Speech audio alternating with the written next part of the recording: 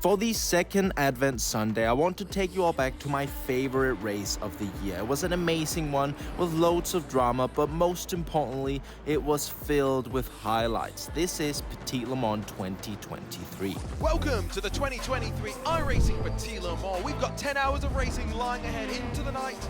Oh, it's gonna be great. So jumping straight into qualifying, I actually did not feel 100% prepared for this. But going onto the lap, I decided, okay, I'm gonna absolutely send this. I'm either gonna get an absolutely amazing lap or I'm gonna mess it up. Qualifying underway, drivers on the limit in the zone and clattering over the curbs at turn 3. Marcus Solholm exits the final corner and it's pole position for the Apex Racing team at Road Atlanta. At the end of the day though, I think this qualifying session was just about who hit the lap the best, because the top 5 were all separated by 0.028 seconds. And the best thing of it all is that it's just the start of how competitive this race actually was. And let's not forget that almost instantly the pace car is going to pull off and away, and we are ready to go racing.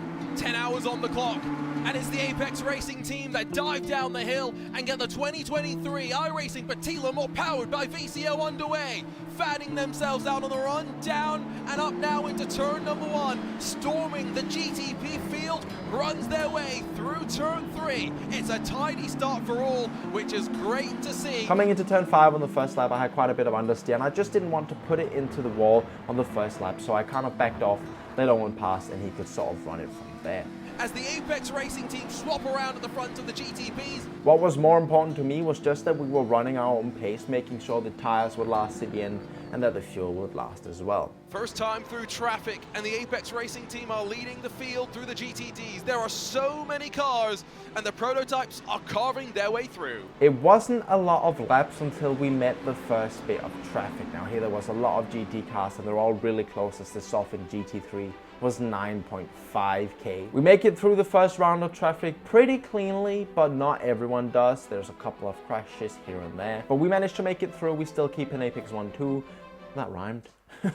It wasn't until the 29th lap of the race where we got overtaken by the BS car. Now, we realized that the BS car wasn't actually fuel saving in the first stint as much as we were, so we thought, okay, if he sends it, we'll just let him go, which is exactly what we did. And we just stayed behind for a bit, tried to fuel save a little bit, and sort of run our own pace at this point. As it was time for the first pit stops, after around 42 laps, we noticed that some of the other teams further down the field had fuel saved 1 or even 2 laps more than ourselves. This would end up being problematic for us, but we'll touch on that later on in the video. What's happened to the Zebra, the BS competition entry? Yeah, so we had a pretty close moment with the Urano cars and the BS cars. We managed to just about survive, and I almost even took out one of the Apex GT3 cars, but we managed to survive, which was good. But I'll be honest, this was a bit of a scary moment, if we can say it like that. As we get to the end of the stint, it was time for me to jump out of the car, my teammate Danny to replace me for another 2 stints. I believe that these 2 stints were around the point we realized that the other teams were fuel saving even more than us. They were fuel saving a ridiculous amount, and that was to try and skip the little splash and dash there was going to be at the very end of the race. However, the unfortunate part of it for us was, at this point, it was sort of too late for us to jump onto that strategy. We weren't going to be able to fuel save enough to skip the splash and dash, so we decided to fully commit to a push strategy. We would just fuel less each stop, and we would just try and push throughout. This was also the point where we sort of realized that we probably weren't on the winning strategy. However, there was still like 6 or 7 hours to go of the race. So of course, a lot could still happen, and that's what we expected it to, and we kept on pushing throughout the race. This may be the strongest prototype field that we've ever seen. All 4 of the IMSA GTP cars available in iRacing, and boy, have the big guns flocked to the class.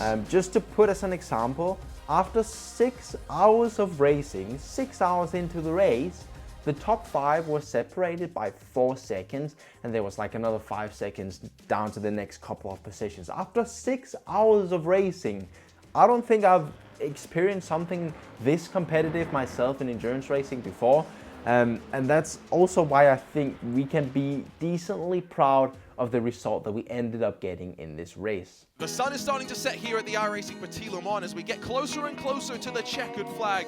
The darkness is setting and the headlights are illuminating the way. The sunset decides to join us, and this is probably my favorite time of the race. When the sun goes down, it's dark, there's a lot of grip on the track, you know, it's sort of magical in a way. And also sort of mentally prepping yourself that next time you are gonna get on track, there's gonna be quite a lot more grip than last time you drove. I get in the car just before sunset and I get to drive into the night. At this point, the car was quite grippy. The track felt pretty empty because there was more cars that had retired at this point than at the start, for example. So it just felt absolutely lovely. The car felt amazing, good amount of grip. You could just push it lap after lap after lap. Oh, this darkness is dangerous. It's hard to see the track, but this is when the drivers and the cars must come alive with maximum grip and drivers pushing to the limit. As the sun has set, it's dark outside and the lights have come on, it's time for me to end my final stint of the race and leave it to Danny till the end. We were quite far down at this point. We were sort of scraping the 30-40 seconds behind the leaders at this point,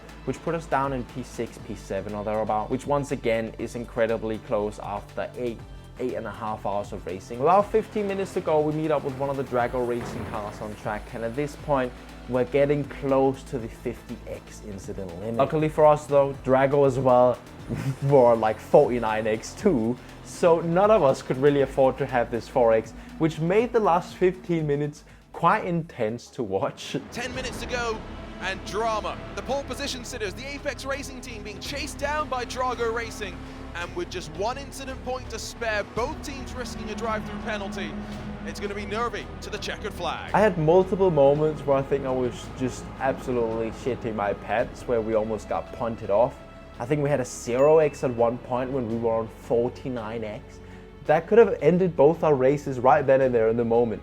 However, we did have some decent luck in traffic, meaning Danny would get a gap, but that would be closed down quite quickly because then we would get unlucky in traffic.